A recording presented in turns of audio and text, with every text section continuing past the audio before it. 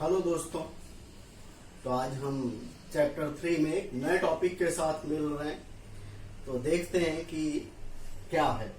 अब दोस्तों हमने बहुत सारी चीजें सीखी, उनमें से एक डिफरेंशिएशन इंटीग्रेशन जैसा भी टॉपिक आता है बीच में, जो हम देख चुके हैं। अब उसका यूज हमको थोड़ा बहुत करना है, ठीक है। तो अब हम वो कैसे क्या करेंगे, उससे हम कैसे डेफिनेशन बनाएंगे, ये सब बातें भी हम यहाँ पे डिस्कस करने वाले हैं। अब देखिए, कुछ हम बेसिकली शुरू करते हैं। क्या है हमारा टॉपिक? है इंस्टेंटेनियस वेलोसिटी एंड स्पीड। अब यहाँ पे बात ये आती है कि इंस्टेंटेनियस मतलब क्या। तो दोस्तों हमने अभी पहले पढ़ा था वेलोसिटी, एवरेज वेलोसिटी। अब बात आ गई इंस्टेंटेनियस।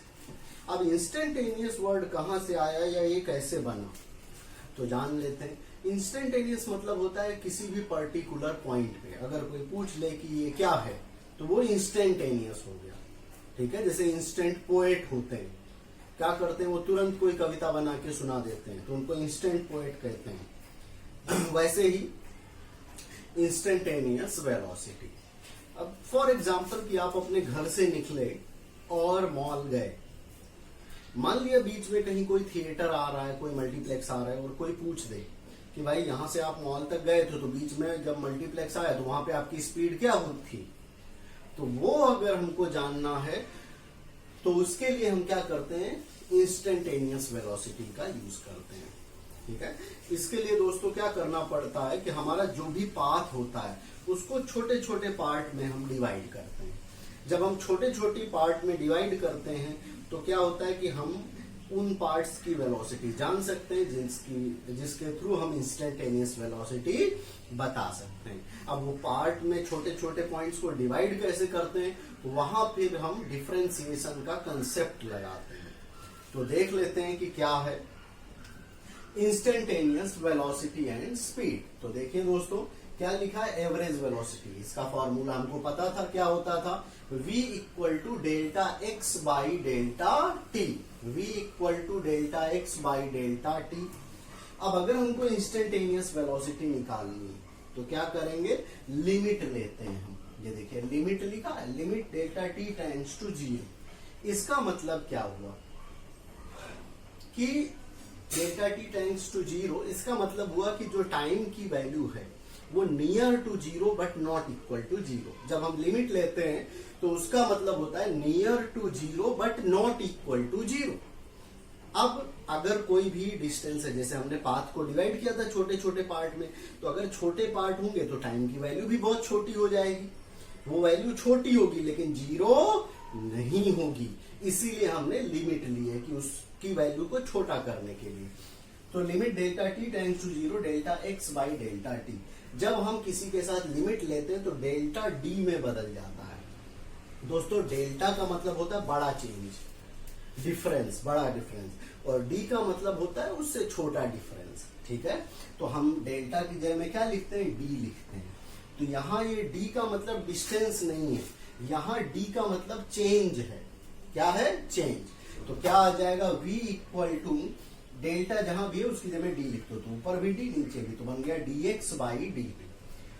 तो दोस्तों यहाँ पे d बाई डी टी को हम डेरिवेटिव कहते हैं। क्या कहते हैं, डेरिवेटिव, या फिर साइन ऑफ डिफरेंशिएशन, ठीक है। तो ये हमारा बन गया dx बाई डी टी।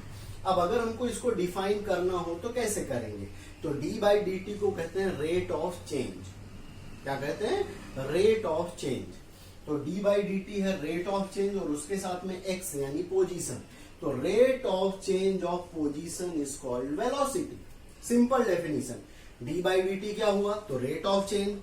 अब d बाई डी टी के साथ क्या लगा है यहाँ पे, x क्या है, पोजीशन, तो बस उसी को इंक्लूड कर दो। तो rate of change of position is called velocity. इसको हम दूसरी तरह से भी डिफाइन कर सकते हैं। देखिए यहाँ पे कोई पावर नहीं डी के ऊपर, इसका मतलब पावर 1 पावर, मतलब हम इसको फर्स्ट डेरिवेटिव भी कहते हैं। क्या कहते हैं, फर्स्ट डेरिवेटिव। देखिए जरा यहाँ पे लिखा है, तो और फर्स्ट डेरिवेटिव किसका है, तो ये क्या है, पोजीशन। तो इसीलिए first derivative of position with respective time is called velocity, या first derivative of position is called velocity. तो हम इस तरह से भी इसको डिफाइन कर सकते हैं। और कैसे कर सकते हैं देख लेते हैं। अब देखिए ये डी एक्स क्या है, पोजीशन है।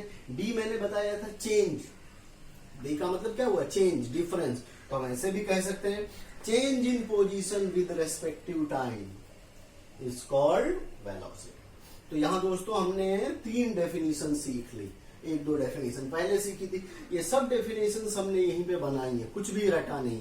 तो हमको ये समझना है कि कैसे हम बना सकते हैं डेफिनेशन, है ना। कंसेप्ट सीखना ज्यादा जरूरी है। अब दोस्तों हमारा इसके बाद टॉपिक आता है एक्सेलरेशन। एक्सेलरेशन मतलब क्या। तो दोस्तों हम एक्टिवा चलाते हैं, बाइक चलाते हैं, कार चलाते हैं, है ना, और वहां पे एक्सीलरेटर होता है।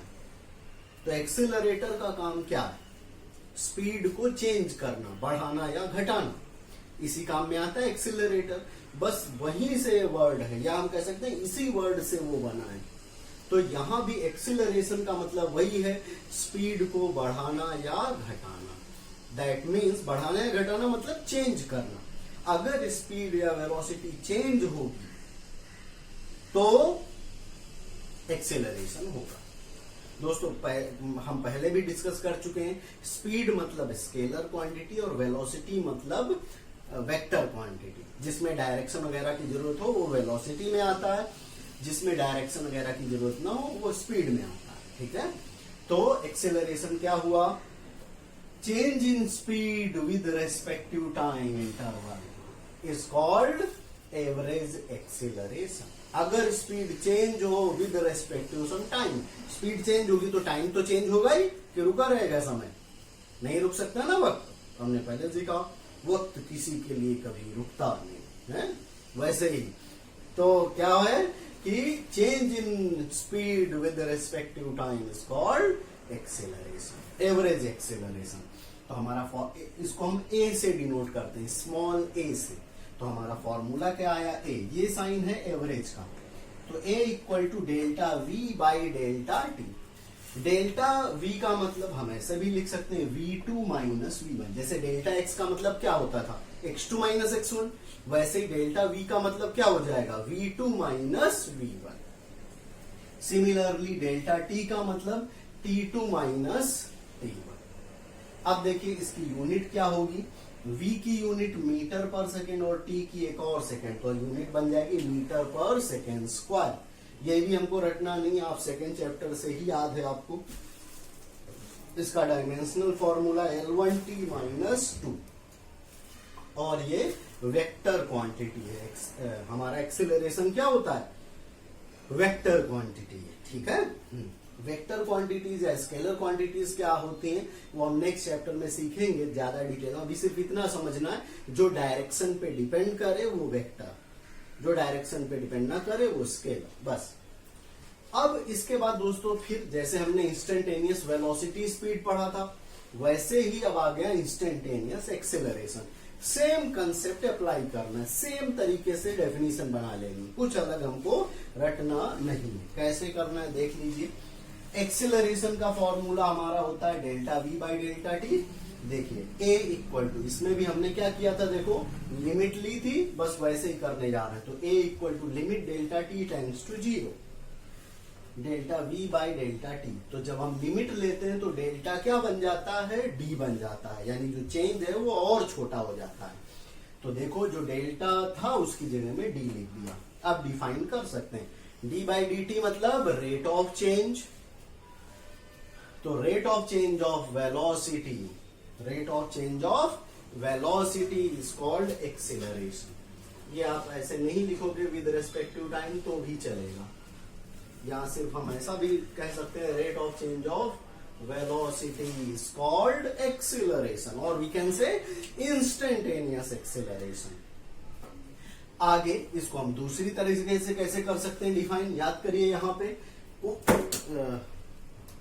कोई पावर नहीं, यानी 1 पावर डी के ऊपर 1 पावर यानी फर्स्ट डेरिवेटिव। तो देखिए फर्स्ट डेरिवेटिव ऑफ, किसका डेरिवेटिव है, वेलोसिटी। तो first derivative of velocity with respective time is called acceleration. तो ये भी हमने डेफिनेशन बना ली। और एक तरीके से हम डिफाइन कर सकते हैं, कैसे? Time rate of change of velocity, time के साथ वेलोसिटी चेंज हो रही तो time rate of change of velocity is called velocity या स्पीड, कुछ भी कह सकते हैं। देखिए इसीलिए ब्रैकेट में लिखा है इज कॉल्ड एक्सेलरेशन। तो दोस्तों हमने यहाँ पे 1 2 3 डेफिनेशन यहाँ पे पढ़ी, एक डेफिनेशन यहाँ पे पढ़ ली थी तो 4 हो गई। अब एक और डेफिनेशन पढ़ते हैं, 5 डेफिनेशन एक्सेलरेशन की, और इनमें से कोई भी डेफिनेशन हमें रटनी नहीं, टेक्निक समझनी है, तरीका समझना है, बस बना लेना। देखते हैं। अब दोस्तों हमारा v का फॉर्मूला आपको याद ही है, dx/dt, देखिए यहाँ पे लिखा है। और एक्सीलरेशन का फॉर्मूला क्या हुआ? dv/dt। तो v की जगह में ये इक्वेशन लिख सकते हैं हम, देखिए तो d/dt लिख लिया, v की जगह में ये इक्वेशन डाल दो तो dx/dt। तो इसको कैसे लिखेंगे? अब ये अंदर ले जाओ, इसका डेरिवेटिव d/dt मतलब क्या? डेरिवेटिव निकाल रहे हैं, डिफरेंशिएशन। तो क्या हो जाएगा? ये d²x और नीचे हो जाएगा dt²। अब दोस्तों आपको ऐसा लग रहा होगा सर ये तो dd मिलके d² हो गया, लेकिन नीचे यहां भी तो dd 2 बार है और tt 2 बार है, तो d² t² होना चाहिए। देखिए इसको हम लिखते इस तरह से, कैसे लिखते हैं? अगर इस तरह से आए तो डिफरेंशिएशन में होल स्क्वायर कर देते हैं, और होल स्क्वायर को हम इस तरह से लिखते हैं। तो क्या आ जाएगा? d²x/dt²। अब देखिए यहां पावर 2 आ गई, इसका मतलब सेकेंड डेरिवेटिव। और किसका सेकेंड डेरिवेटिव? आगे क्या है? x मतलब पोजीशन, तो second derivative of position is called acceleration. देखिए second derivative of position with respect to time is called acceleration. तो हमने 5 डेफिनेशन यहाँ पे सीख ली। दोस्तों काफी आसान टॉपिक है, आई होप कि आपको पता चला होगा।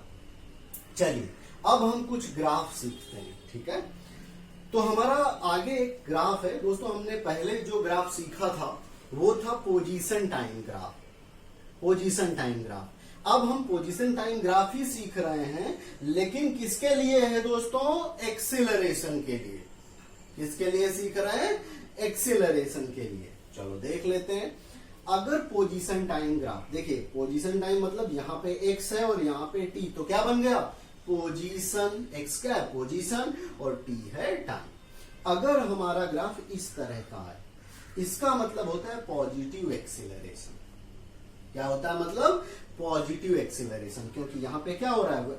देखिए पोजीशन टाइम के साथ में इंक्रीज हो रही, मतलब चेंज होती जा रही, वो भी पॉजिटिव डायरेक्शन में, तो पॉजिटिव एक्सीलरेशन कहते हैं। यहाँ पे सेकंड में देखिए नीचे की तरफ जा रही है पोजीशन, तो एक्सीलरेशन तो है बट नेगेटिव। अच्छा दोस्तों, नेगेटिव एक्सेलरेशन को हम डी एक्सेलरेशन भी कहते हैं या रिटार्डेशन भी कहते हैं। डी एक्सेलरेशन या रिटार्डेशन भी कह सकते हैं। दोस्तों तीसरा ग्राफ देखिए, पोजीशन टाइम ग्राफ में अगर स्ट्रेट लाइन आ जाए, पोजीशन टाइम ग्राफ में अगर स्ट्रेट लाइन आ जाए तो इसका मतलब क्या हुआ कि एक्सेलरेशन 0 हो जाता है, यानी कांस्टेंट। ये क्यों सर? देखिए अगर पोजीशन टाइम ग्राफ में स्ट्रेट लाइन है, इसका मतलब ऑब्जेक्ट अपनी पोजीशन चेंज कर रहा है टाइम के साथ में, यूनिफॉर्मली चेंज कर रहा है, और जब यूनिफॉर्म मोशन होगा तो वेलोसिटी या स्पीड चेंज होगी नहीं सॉरी। और अगर वेलोसिटी या स्पीड चेंज नहीं होगी तो एक्सेलरेशन होगा नहीं, क्योंकि एक्सेलरेशन मतलब क्या? Change in speed. Change word बहुत जरूरी है, ध्यान में रखना, है ना? तो यहाँ पे एक्सेलरेशन क्यों 0 हुआ? क्योंकि वेलोसिटी चेंज, वेलोसिटी बोलो या एक्सेलरेशन, दोनों में से कुछ चेंज हुआ नहीं इसके लिए, ठीक है?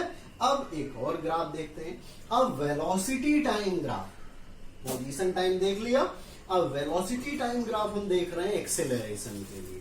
तो वेलोसिटी टाइम ग्राफ में क्या होता है एक्सेलरेशन के लिए? देखिए अगर वेलोसिटी टाइम ग्राफ, ये v है और ये t, अगर स्ट्रेट लाइन आ जाए वो भी पॉजिटिव डायरेक्शन में, इसका मतलब क्या है, an object is moving in positive direction with A positive acceleration.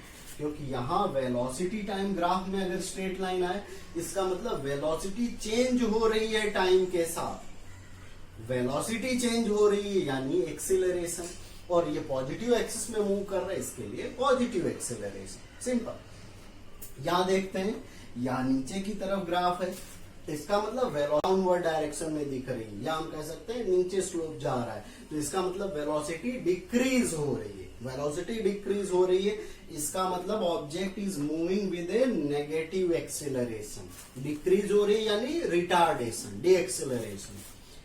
Third में देखते हैं, अब देखिए दोस्तों ये क्या है, तो ये अगर हम देखें तो ये डायरेक्शन नेगेटिव हो गई, यहाँ पे पॉजिटिव डायरेक्शन ही थी बट क्या था, डिक्रीज हो रही थी वेलोसिटी, यहाँ डायरेक्शन नीचे आ गई। देखिए तो अब an object is moving in negative direction with negative acceleration, यहाँ डायरेक्शन भी नेगेटिव है और डिक्रीज भी हो रहा है, इसीलिए नेगेटिव एक्सीलरेशन। फिर हमारा एक और ग्राफ है, इसमें देख लीजिए, और an object is moving in positive direction till time t1, यहां से यहां तक वो पॉजिटिव डायरेक्शन में मूव कर रहा है t1 तक, और इसके बाद में नेगेटिव डायरेक्शन में मूव कर रहा है यहां से यहां तक, लेकिन दोनों में एक्सेलरेशन कौन सा है, नेगेटिव। यहां पे क्या है, an object is moving in positive direction, in positive direction with negative acceleration. यहां पे देखिए नीचे जा रहा है, मतलब डी एक्सेलरेशन तो है ही, लेकिन t1 तक यानी इसके ऊपर पॉजिटिव डायरेक्शन है और इसके नीचे नेगेटिव डायरेक्शन, और दोनों में एक्सेलरेशन क्या हुआ, नेगेटिव। तो ये हमारा वेलोसिटी टाइम ग्राफ हो गया। अब दोस्तों इसके बाद एक बहुत इंपॉर्टेंट बात है जो हमको जाननी चाहिए, यहाँ नोट में लिखा है, area under the curve of VT graph, area under the curve of VT graph represents distance and displacement. दोस्तों ये नोट आपको बहुत याद रखना है, हमको न्यूमेरिकल में काम आएगा। Area under the curve of VT graph, VT graph मतलब velocity time graph, represent the distance and displacement. दोस्तों इसके बाद कुछ चीजें हैं जो हमको बहुत ध्यान से देखनी है, रिमेम्बर करके मैंने लिखा है। जैसे हमने मान लिया ये हमारा वेलोसिटी टाइम ग्राफ है, ये थीटा एंगल बना रहा है, कोई ऑब्जेक्ट है जो मूव कर रहा है स्ट्रेट लाइन में, तो इसमें अगर हमको स्लोप निकालना हो तो स्लोप का फॉर्मूला क्या होता है, स्लोप मतलब होता है tan थीटा, स्लोप मतलब होता है tan थीटा। तो क्या आ जाएगा, tan थीटा क्या होता है दोस्तों, अपोजिट अपॉन बेस, है ना। तो क्या होगा देखते हैं, अपोजिट क्या है यहाँ पे, BC, बेस क्या है AC, तो tan theta equal to BC by AC। इससे हमको क्या मिलेगा दोस्तों, तो एक्सीलरेशन हम निकाल सकते हैं इससे, है ना, इस स्लोप के थ्रू हमको एक्सीलरेशन मिलता है। तो हमको ये याद रखना है कि ऐसा कभी कुछ आ जाए थीटा एंगल पे हो तो हम स्लोप निकाल सकते हैं। स्लोप मतलब tan थीटा, tan थीटा मतलब अपोजिट अपॉन बेस। सिमिलरली ये वीटी ग्राफ के लिए था, अब यही एक्सटी ग्राफ में अगर ऐसा आ जाए तो एक्सटी ग्राफ में अगर हम स्लोप निकालेंगे फिर से वैसे ही tan theta opposite upon base BC by AC, और ये स्लोप हमको क्या देता है, वेलोसिटी। यानी एक्सटी ग्राफ में निकालते हैं तो वेलोसिटी, वीटी ग्राफ में अगर हम स्लोप निकालते हैं तो एक्सेलरेशन। तो दोस्तों आज हमने बहुत ही इंपॉर्टेंट टॉपिक्स पे डिस्कस किया है, बहुत जरूरी है, आप इसको बहुत ध्यान से सीखना, बहुत ध्यान से समझना। मिलते हैं नेक्स्ट लेक्चर में, थैंक यू।